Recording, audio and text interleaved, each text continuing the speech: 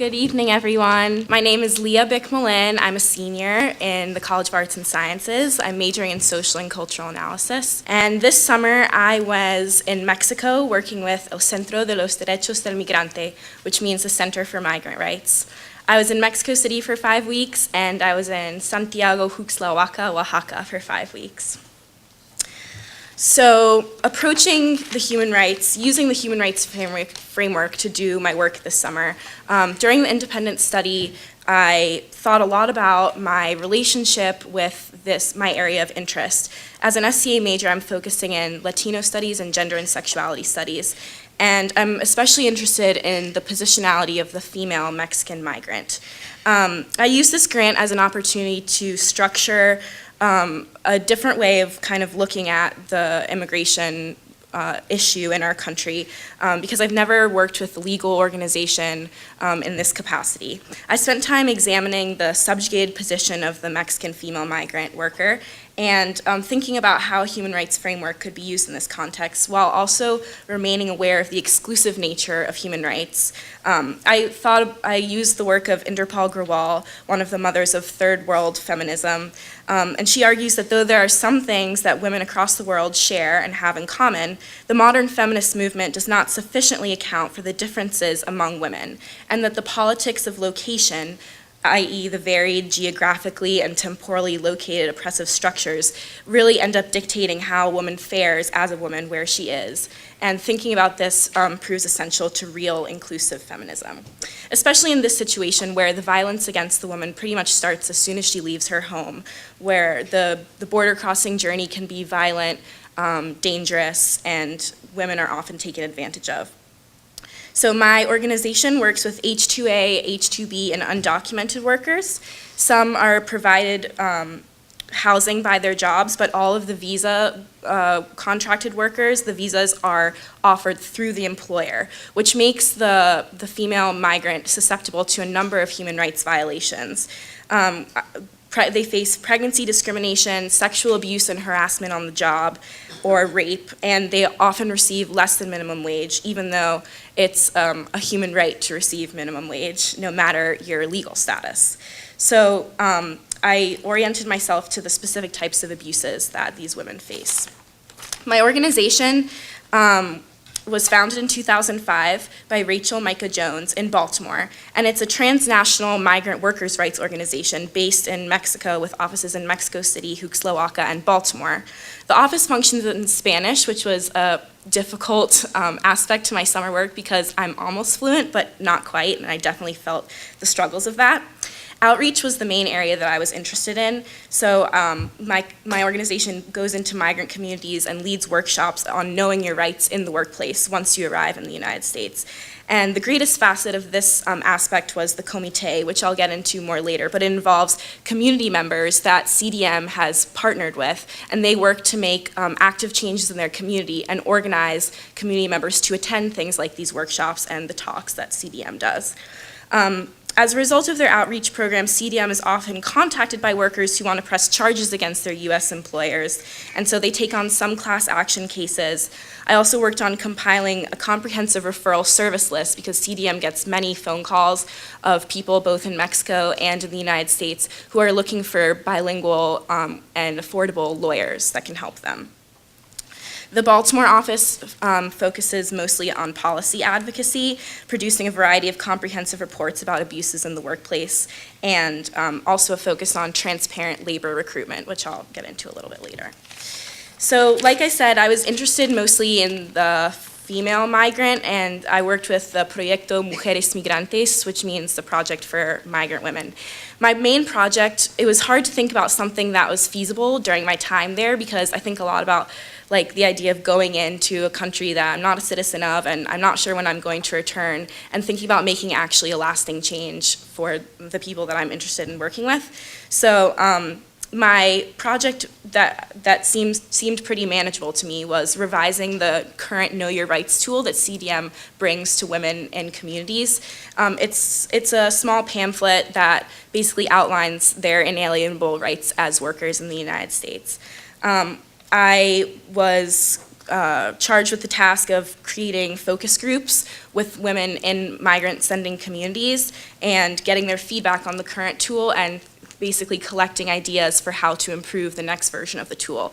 Like, is it important that this booklet is small so that you can hide it in your pocket when you're at the workplace and you don't want your boss to see? Or is it important that these phone numbers are easily accessible? Do you like the colors?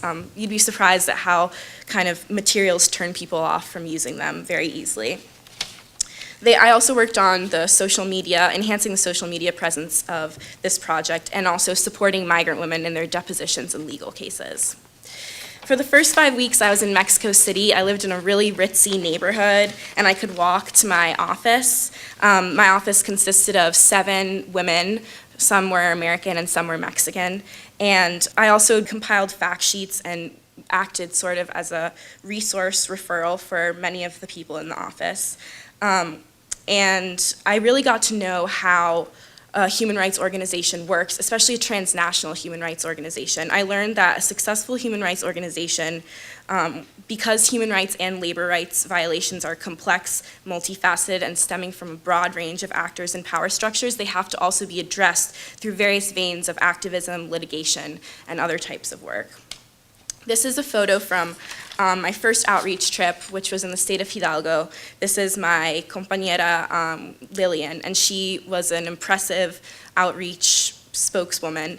And we organized these trips by contacting members of Comité and asking them if there was interest in their community at the time for a workshop that we could come in and lead. This is a picture of me with my first focus group. These women were so amazing and provided me with some really great feedback on the current tool, and they brought their kids, and it was a really fun night. And we also talked about domestic violence, because when you're talking about violence in these transnational contexts, it's hard for people to kind of separate like their home, like possibly violent situations in their home from things that they may be facing on the other side of the border. It was interesting to navigate how to think about this broad, like how many places violence against these women stems from.